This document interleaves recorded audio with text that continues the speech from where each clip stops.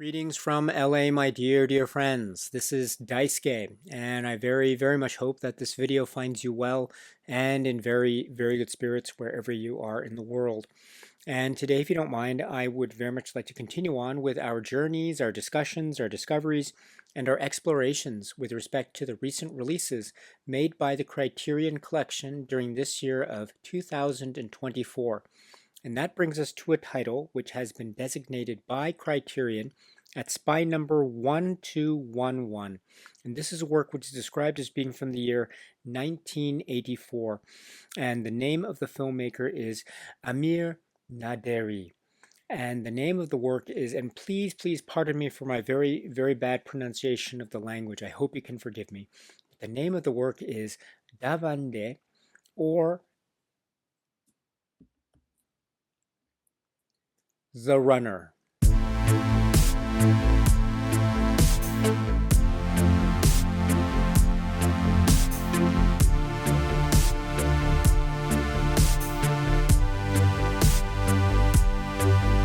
This is the work, the extraordinary work, described as being from the year 1984, and the filmmaker, the director is Amir Naderi, and it has one of the great performances of the ages. Majid Nuriman, who portrays the character of Amiro, our main character of Amiro, who's a young boy, whom we as viewers follow throughout the progress of this extraordinary work from 1984. And it is, and once again, please, I'm so sorry for my very bad pronunciation of the Persian language.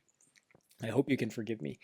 But this is Dabande, or as it's known here for purposes of this Criterion release, The Runner. The Runner is now in the Criterion Collection physical media catalog. This is one of the great celebrated films from the 1980s and the cinema of Iran, the cinema of Naderi. And what a compelling story this is, with a lot in terms of what we see within the camera, the folds of the film itself, aspects of what one might call neorealism cinema approaches and aesthetics on the one hand, but also very strong doses and hints of a type of magical, poetic type of approach to the story, or the many episodes of the story of this young boy, Amiro. Again, it's a powerhouse performance. This is one of the most powerful performances of the ages on Majid Nuriman.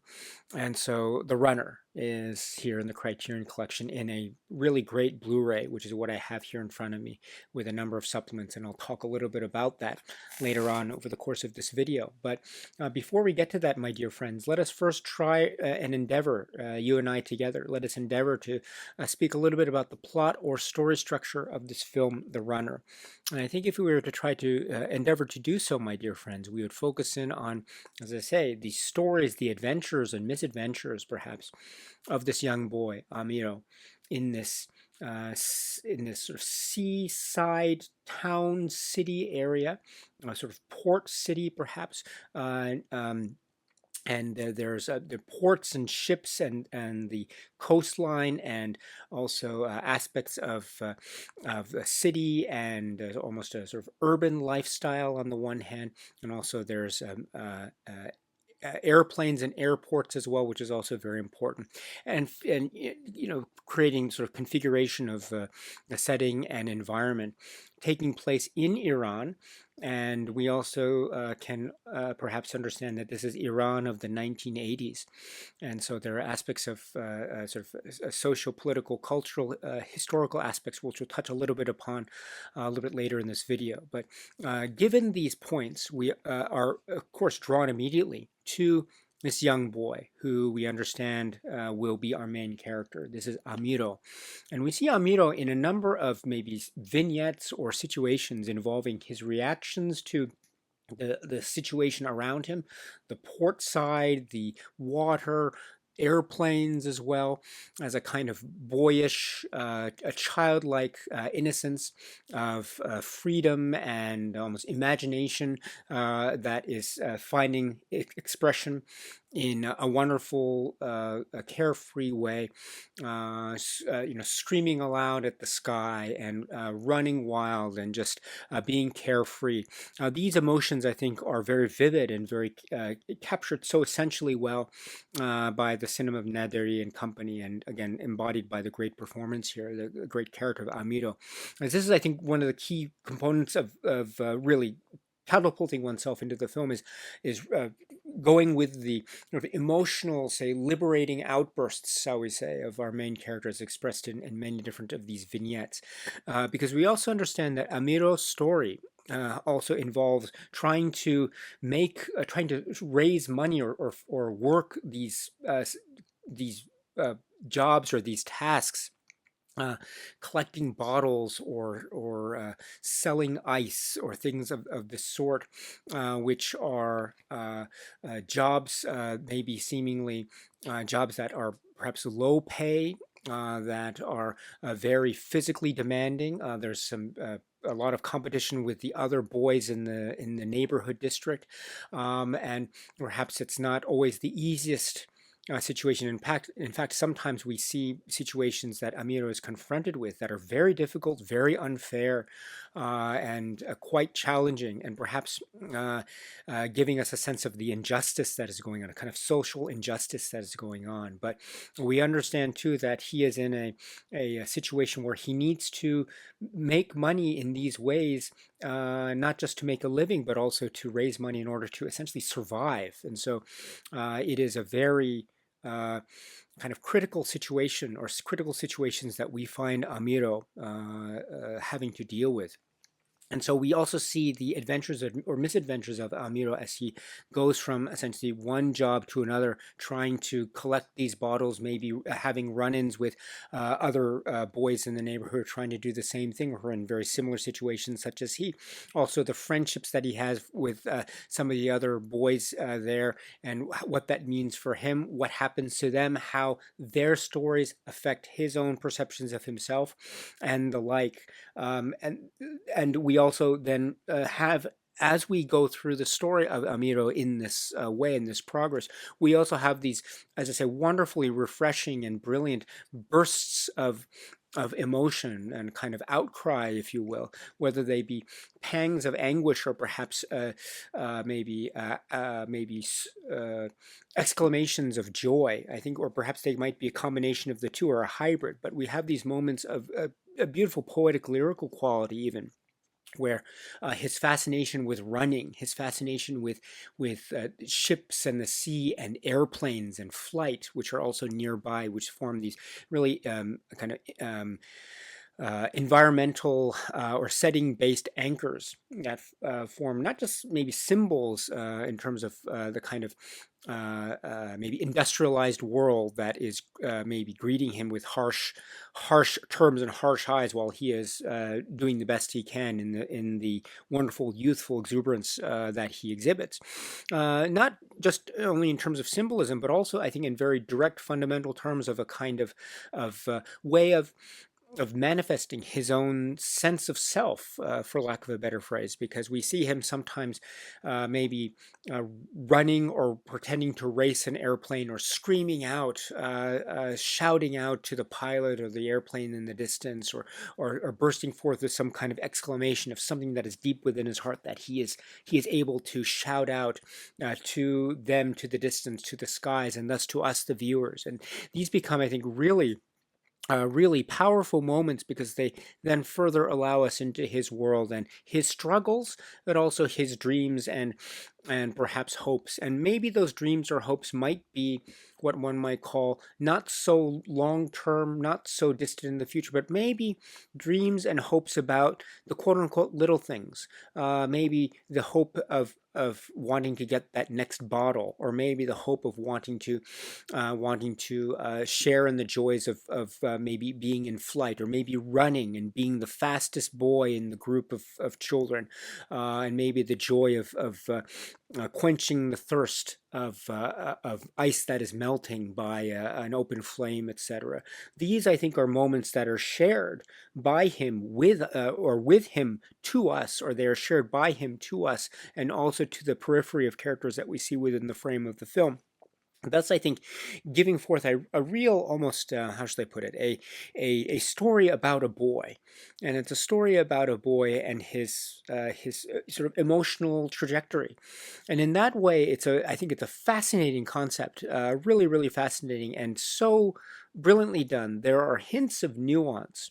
There are aspects of the mise en scène which might hint at a type of industrialization, so maybe social political commentary that might be on the periphery, but isn't necessarily in the very direct center of the film. So, in other words, there is elements in the say the mise en scène or decor or background, such as the way in which um, the ship crews interact with the locals, including Amir, a young boy, in certain of the scenes, in terms of language misunderstanding, and also how aspects of class strata may or may not be affecting his own ability to fend for himself and defend himself, even when he's confronted with motions of severe social injustice, like being accused of stealing something, or not being able to fend for himself, or things of that nature. When we as viewers and us are really rooting for him and wanting him to succeed in all of the endeavors that he is engaged with. But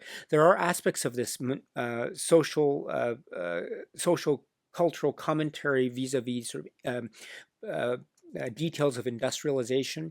Also, the 1980s landscape of Iran, the understanding of the revolution, and also the Iran-Iraq War, which is also mentioned by Naderi and others in the supplements, which we'll talk a little bit about later. But these are in the periphery, in the atmosphere, and so they form, from a certain perspective, a kind of commentary, if you will, on the proceedings.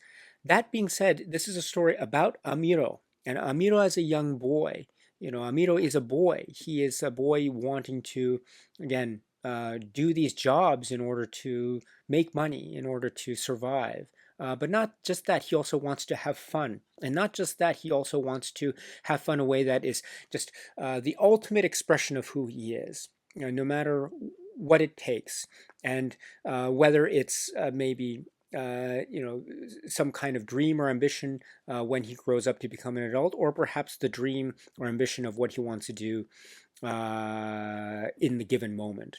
And that sort of given moment aspect, that given moment feeling, and the philosophy that I think is part of this film, I think it gives the film a real sense of accessibility and power. And as I was indicating before too, this film, I think, gives us, in terms of its cinematic style, it can be said to be a story about, say, the impoverished, and Amiro being part of this class, and seeing the struggles that he and other people other boys similarly situated have to go through in order to essentially survive, or even hope to try to survive. And also education and schooling, and night school, which is also mentioned a little bit in the supplements too. The effect or non-effect, if you will, of government support systems via education, how this informs or doesn't inform, as the case may or may not be, Amir's own life and livelihood. But so these aspects, I think, maybe lend themselves to perhaps a reading of this film in one way, from the neorealism perspective, as a kind of borrowing from elements of quote unquote real life and using them to tell a story in a fictional narrative sense, but tell a story that is very much acknowledging its debt towards aspects of real life, thus perhaps lending itself, or on the spectrum, towards a verite viewpoint of cinematic storytelling. So that I think is a very tempting way of viewing this film, The Runner. But I would suggest, at least for me anyway, this is not the only way. One can also view this film, I think, even simultaneously. One can view this film through the lens of a type of magical, lyrical, poetic, magical realism type of quality, in that there are moments where we get a hint at sort of the total infusion of the cinema with the bliss or joy of our young hero Amiro in a given moment in time.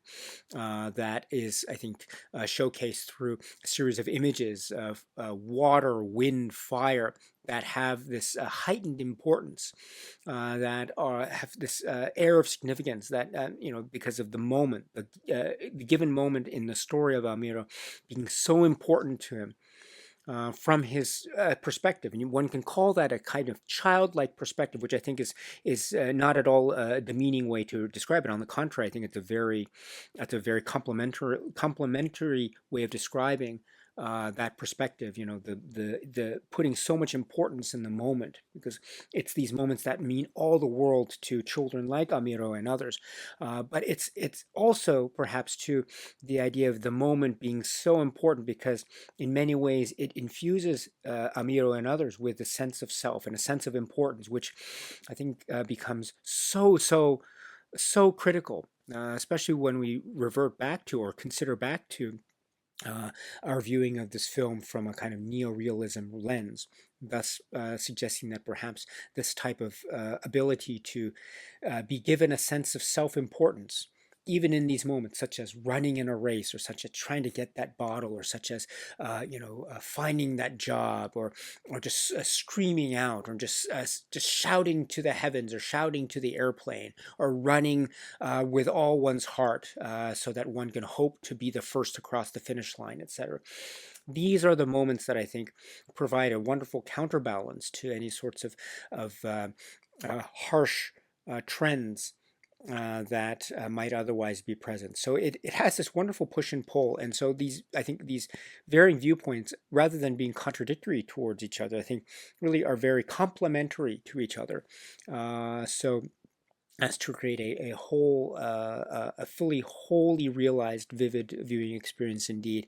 And so again, to lend itself to that multiple tiered reading, and we have Amir Naderi's filmmaking, which is so powerful, and it captures that sense of the ambiguity so well. The way that the slow motion captures the joy of someone carrying ice that's melting with flames that seem to be so close by, for instance, or just the joy of a smile, or the close up, or looking at something in the distance, being so excited in terms of the airplane, or the way that the sea glitters in the sun, like jewels, while of course showcasing at the same time sort of the maybe less than welcoming or kind of harsh realities of a given set of circumstances of Amiro and others. So there is this wonderful mix and blend that is already, I think, very inherent in Naderi cinema, as expressed here warmly, so blissfully, and with a lot of, I think, care and attention. The great work of Naderi. And there's another film, in fact, included with this Criterion release by Naderi, so we'll talk a little bit about that later. So this is a Amir Naderi cinema journey, a wonderful place to begin for those who are interested. But it's a wonderful example of Naderi's own style and sensibilities. And then closing in on, say, some key beautiful moments of the performance of Nuriman, who plays Amiro, our main character. I mean, the way that the film captures the essentially the blood, sweat, and tears of this young boy, and the way that the heat almost bounces off of his hair, and just his look and the eyes, and just the moments of resignation, or joy, or triumph, or defeat. And they're captured in these quiet moments. And we're also reminded too of the realization, almost a very mature realization of certain things, but also the beautiful childlike quality in which he also adheres to certain perspectives of the world, but also perspectives of his very immediate set of circumstances via his friends, the other boys in the area, and the like, and just his own feelings. This is, as I mentioned before, it's an extraordinary performance in an extraordinary film. And I'm so glad that this film is finding form in this Criterion physical media release as it is right now. This is what a stunning film this is. This is the work from Amir Naderi, which is the film from 1984, and it is The Runner. The Criterion Collection has released this film, The Runner, courtesy of this wonderful Blu-ray, which is what I have in front of me, at spine number 1211. It's a single disc Blu-ray, and it's purported to be based on, according to the back here, new 2K digital restoration supervised by director Amir Naderi with uncompressed monaural soundtrack. And if we turn to, and I have the disc in the player already, and so we have a wonderful representation, a picture or a shot of the young boy Amiro in a moment of it's what an emotional moment this is, but you can feel the physicality, and it's what a performance this is. I've already taken the liberty of removing the fold-out leaflet from the insert from the inside of the plastic case of the Blu-ray, because I just wanted to make note about the master, further notes as indicated here. And it says on one of the pages here, and I quote, about the master: "This new digital master was created from the 35mm original camera negative, which was scanned and restored in 2K resolution. The original monaural soundtrack was remastered from the mono optic track." So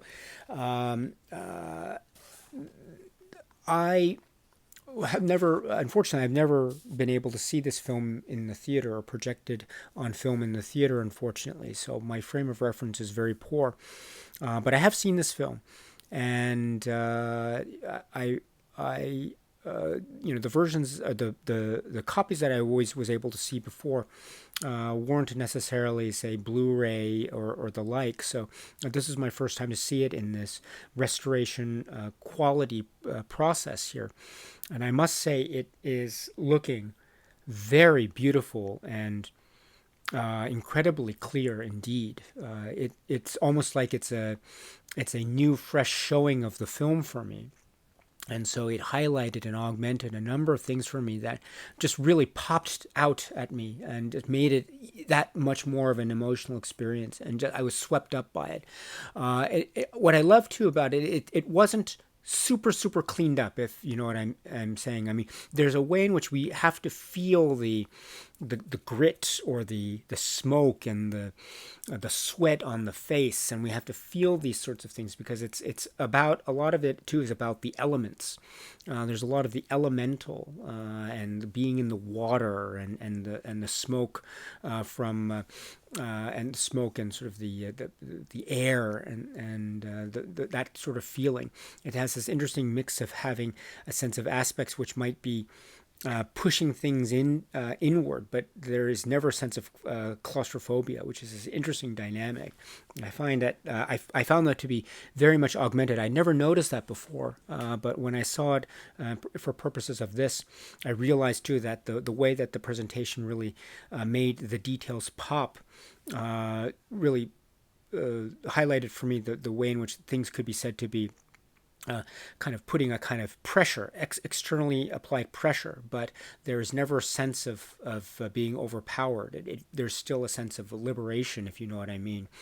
So I think the presentation somehow or another helps to adhere to or augment the sense of that seemingly polar opposite dynamic that the film embraces and balances so expertly, which is a sense of maybe hardship, but also a sense of freedom, or a sense of difficulties and challenges, but also a sense of a kind of a joy and bliss. And so the way in which I can see certain details now that weren't maybe things that I was able to recognize before, I really helped to augment the experience for me so wholeheartedly. So I'm totally taken with this. Totally taken with this. And then, of course, just to make the film, The Runner, readily available in a form like this, in a great Blu-ray like this, excuse me, this is a real treat, an absolute treat. So it's really great. So please check it out, because it looks and sounds incredible. Okay, so now let us turn our attention to the supplements, which is one of the reasons to why I have the Blu-ray disc already in the player behind me. It takes us to the Blu-ray menu, and then we have movie, and then chapters, and then supplements and subtitles. So when I go to the third item on the Blu-ray menu, which is supplements, and again, I apologize for the lack of clarity. Maybe it's out of focus or something like that. I apologize for that. But the third word is supplements, and that's what I have highlighted right now. And so I'll press the button, and it'll take us to the supplements submenu. And there are 5 supplements here, and they are all great. They're really great. So the first supplement here is Amir Naderi and Ramin Barani. Ramin Barani is a scholar and filmmaker, artist, and a number of his works actually do appear also in the Criterion Collection. So it's nice to see Barani here again, but this time he is speaking to Naderi in this conversation between the two of them. It's a great interview that he's conducting of the filmmaker Naderi, and it's described as, and I quote, "In this interview, conducted by the Criterion Collection in 2023, director Amir Naderi talks about his storied career, including The Runner, with filmmaker Ramin Barani, a longtime friend and collaborator." And indeed, they express and they showcase their friendship. They mention too about them meeting a lot, and so they're talking about a lot of the details that they would oftentimes talk about when they're just meeting privately as friends. So there's a lovely, warm relationship, a wonderful candor that's present from the very get-go. This is approximately 21 minutes, so it's really great. And again, it's a wonderful primer and introduction into the world of Naderi. So for people who are curious as to what kind of filmmaker Naderi is, his background, some details about his biography, and some of his inspirations leading up to the making of The Runner, this is a great place to go. It's fantastic. He does talk a bit about his own background, his own childhood, because watching a film like The Runner, I mean, it's very tempting to perhaps wonder or consider how much of the story maybe borrows from Naderi's own life. And he does explain a little bit here about how there may be some aspects of the story that are part of his life, but there are also aspects that aren't, and we'll talk a little bit about that when we get to another of the supplements. But he speaks about his background, his life growing up, his childhood, and the situation involving his parents, and he talks a little bit about his father.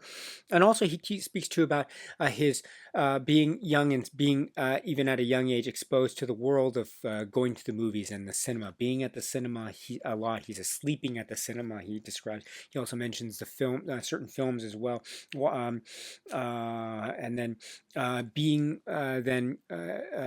then going to school or starting to go to school, talking about going to school when he was maybe relatively speaking a little bit older. He mentions around 9 years old when he starts to go to school, and then so talking about how much he learned or was able to learn, and sort of the value of education, or whether his perspectives of education, which is itself a point that is referenced in the film The Runner in terms of Amiro, the character Amiro, and his own what it is he has to do in terms of going to school and day school or night school, etc. So I think that's a very important detail as well.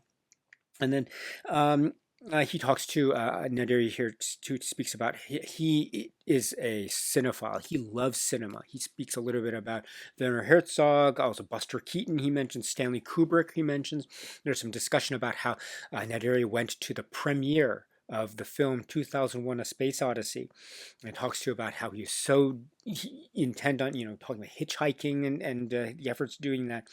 Oh, it's really, really great. And then there's also this great segue into the cinema of Iran and Tehran, the state of cinema and the cinema industry of Tehran, and also working with Kiarostami. There's a really interesting moment, and during this, where I mean, maybe my ears were deceiving me, I'm not sure, but I had to stop and play the moment again. But when Naderi mentions the filmmaker Abbas Kiarostami, my ears seem to catch that he says his name Kiarostami-san, which is, if I'm correct, he describes Kiarostami-san in this way using the honorific that is used in Japanese. If you call someone by their last name and you add san at the end as a type of suffix, honorific suffix, that's bestowing, it's maybe saying like, um, uh, it's sort of a detail of sort of an honorific. So he also mentions other Japanese filmmakers like Kurosawa, Akira Kurosawa. But when he mentions Kurosawa a little bit later, he says Kurosawa-san. So, I could swear he also says here Kiarostami-san. If so, it's a really interesting point. It shows a certain degree of respect that he has for Kiarostami. And also talking to you about Kanun, Institute for Intellectual Development of Children and Young Adults, and what kind of opportunities there were through Kanun and the cinema filmmaking opportunities that were available, and then talking then about Naderi's own career as a director, harmonica, waiting, and then the runner. And we'll talk about the film Waiting, because in fact that's one of the films that's found as a supplement here, and it's really great, but we'll talk about that a little bit later. And then he then speaks to about the sort of the historical context of making this. This is the Iran, post-revolution Iran in the 1980s. This is also in sort of the context of the Iran-Iraq War, as he mentions here. So he wanted to make a film in terms of expression, but also focusing in on the story of a child, and then also trying to find the story about how Niroman, the actor who portrayed Amiro, how he was discovered and cast for the film, which is itself a very interesting story.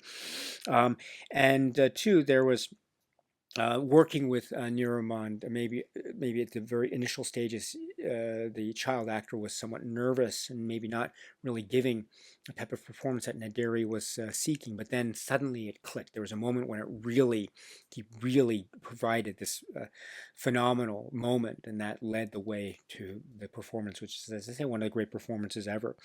And so the and then again, you can tell that cinema is in his very blood, it's in his very veins, and he speaks again about important filmmakers of his sort of in terms of his own inspirations. She mentions Jean-Luc Godard. He mentions Kurosawa, Akira Kurosawa again, Wells, Tarkovsky, and the idea too of he mentions this dichotomy between realism and camera shots, and so I think that goes towards a reading of this film in two different veins or two different lenses. One through a type of realism or neo-realism, a cinema perspective, but also in terms of a purposely applied cinematic style, a heightened reality. So, and that's also true with the sound. I mean, the soundscape of this film is just, it's very intense, and it's so brilliantly rendered. So, yeah, and then,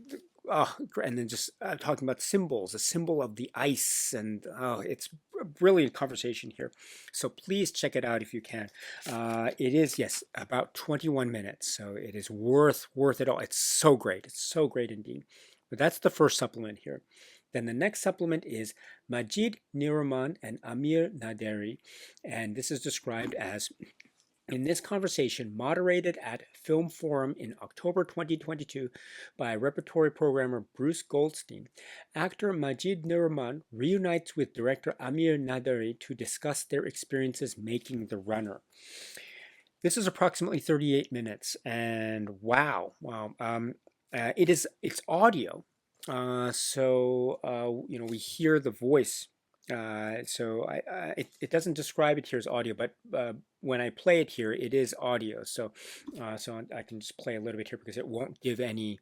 It's this screen. And the volume is down to 0, but it does show the audio, or not, it shows this image while we hear the audio. So it's not the actual, say, filmed appearance that we don't get the video, unfortunately, but still we get the audio, which is really great. So just keep that in mind. But anyway, let me go back to the main menu. So this is approximately 38 minutes, and Majid Niroman is the actor who, of course, portrays Amiro, and celebrated across the world, and considered to be, as he mentions, as they mention here, considered to be one of the great child performances of cinema history. So there's a lot to be said here about certain aspects that were mentioned by Naderi in the earlier supplement in his discussion with Barani, things about the Iran-Iraq War, going to night school, this being the childhood story of Amira, which has some aspects drawn from the life of Naderi, and also drawn from the life of Nuriman as well, which you get a little bit of discussion of here from Nuriman himself, and also Iran, Tehran, and the environments that were involved in terms of the film, and then how Majid Nurman was cast. The story was mentioned a bit in the discussion with Barani in the first supplement, but there's a little bit of a difference in terms of how Naderi describes it there and here versus how Nuriman describes it here as well. So it's very interesting. It's almost like a Rashomon perspective on how Majid Nuriman was cast. So it's great, very amusing, really wonderful. There are also some scenes that they acknowledge there were some scenes that were a bit dangerous. It mentions something about a certain moment that was being shot, and there was um, there's a bomb, a danger regarding or relating to a bomb, and I think it's involving a train or train yard scene and the like. So it is a and also too, we have the opportunity to hear a little bit about Majid Nuriman as well, his reaction or what happened when the film was released, and all this acclaim, and even now when he describes a little bit what he's doing now. And his life is not in any way directly related to the film industry, but he is apparently very happy and living a wonderful, fulfilling life at the moment. But he also acknowledges to the film and what it did for him, and the acclaim that was given to him. I think very rightly so. And there's a really interesting anecdote in terms of anecdote involving one of the performances of another film, which is called Cinema Paradiso. So really fascinating stuff indeed. This is a lovely conversation. Again, it's the audio. But it's yeah. Please check it out if you can. This is again approximately 38 minutes. Yes, and then next is Waiting. This is one of the early films of Amir Naderi from 1974, as it's described here. And it says Amir Naderi considers Waiting, 1974, to be a spiritual precursor to The Runner, as it centers many similar themes and aesthetic choices. I think it centers maybe on many. Maybe the word on is not included here. Maybe that's a typo. That's okay. It's presented here for the first time on home media along with an afterword by the director. Okay, so this film is 48 minutes in terms of a running time, so it's not a full-length feature per se. It really packs a punch, and it is utterly splendid. I was so just again so taken with this. We have also there are aspects of it that feel like a wonderful silent movie. It is a film with sound, but there are moments of silence, no dialogue, characters looking. There's also a young boy and a kind of crystal bowl with light it just goes through and it refracts light, or it turns it into like this wonderful sense of like a rainbow kaleidoscope quality, and the young boy dealing with the elders and trying to get some again the elements like ice and water, and then the mystery of the person beyond the door who sticks who presents her hand out through the very narrow opening of the doorway. So we and he can only see the hand, but there's also this fascination of who this woman is, or who this girl is, and what does she look like. And so from the young boy's perspective, there is this fascination with the hand and the young girl or the woman who she might be. And then also there is the I mean it's another brilliant work, and again you're getting the film Waiting and you're getting The Runner. And these two films just pack a really beautiful emotional wallop in their own ways, but also there's a nice cross section between the two. There are some relevant points of, say, of commonality, so it's great to have them there as a kind of double feature. My point is, you're getting, in a sense, two films for the price of one when you're getting this Blu-ray, which is great. There's also an afterword, and this can be played after you've seen the film. It's approximately 4 minutes, and this is from Naderi himself. And he talks a little bit about how he considers this film Waiting to be a personal film, talking about the use and emphasis on color and light, as I mentioned before. I think perhaps quite in a very vivid example of this, the light as it shines through glass bowls. The idea too about love, young love, and about this young boy in the story, our protagonist in the story, and he is infatuated, he's fascinated, he is in love. Maybe he is in love with this woman, this girl who is behind the door. And there's also an aspect of the dreamscape that he mentions here too, how this film seems to be capturing or maybe engaging with the dream logic aesthetic of cinema. And also the painterly aspect. Rembrandt, Vermeer are mentioned here as well in terms of how the compositions of the shots are composed. And then also the context of certain scenes in terms of the aspects of maybe Ashura, the Islam Ashura, and how this forms part of the certain moments in the film, especially later on when we have maybe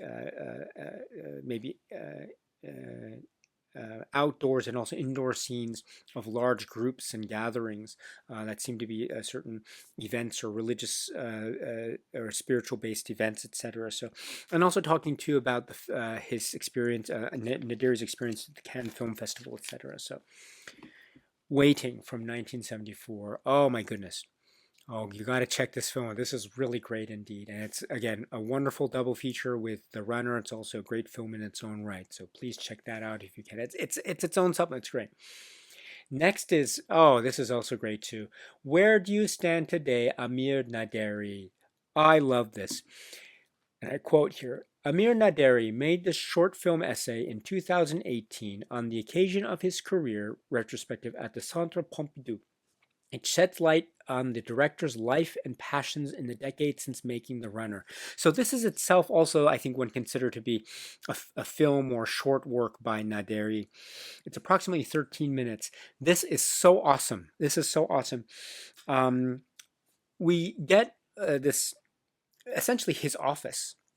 We get his office. We hear, I think, a little bit earlier in one of the supplements about how he had to move his office. So I think this is that, and so we see this. This is someone who loves cinema. You can tell. You see all the shelves, the VHS tapes, and you look at the titles, and you see the postcards on the wall, and the books, and the aspects of photography, etc., and just the life of someone who loves cinema and the life of an artist, the life of a filmmaker, just in this room itself. Oh, this is so cool. This is really awesome. And kind of describes it as being a kind of a small private museum or church in terms of his love for cinema. And you can really tell this is a great, I was smiling so much watching this. And it just gave me that even greater appreciation of Naderi, the artist and a cinema lover that he is. Truly amazing stuff. So please check this out if you can. It's called Where Do You Stand Today, Amir Naderi. It's approximately 13 minutes. And then we have the trailer. This is a Rialto Pictures trailer. It's a really great one. So please check that out as well if you can. So that rounds out the discussion of the supplements. So I think I am very happy and very impressed with them. So I hope you feel the same way as well. And at the very least, I hope you get a chance to explore them because they are really, really excellent. So I hope you have that opportunity, my dear friends. And then, so now let us turn our attention to the packaging itself, just to round out the other comments to this wonderful Criterion release. So the packaging here, we have a wonderful sort of rendition or representation of one of the moments of the film. and the young boy at the center with the airplane in the background here in the distance here. It's a really wonderful composition with the runner, and I love this handwritten font quality here. And mentioning here, film by Amir Naderi, starring Majid Nirmand on the cover here, center. Really wonderful indeed, and that type of font is carried over into the back here, so I really like this. And I should mention here in terms of the art designer Sarah Habibi, Eric Skillman, designer Gillian Adele, studio of Earthly Delights, art production coordinator William Briz, and art assistant Julie Sussman. And then the qualities of the cover art are also carried over into, say, stills and moments of the film that we see captured in the fold-out insert. So we see some of the stills here on this side and also on the back here, at least one moment here in terms of something to do with fire. I'm not a fan of the fold-out, so I wish there could have been a staple booklet, because I'm a firm believer in staple booklets and the robust nature of it and the number of pages. But oh well, that's okay, because among the other things that we have in this, we have the great pictures and stills, of course, and information about the production credits of the Blu-ray and the cast and credits details of the film.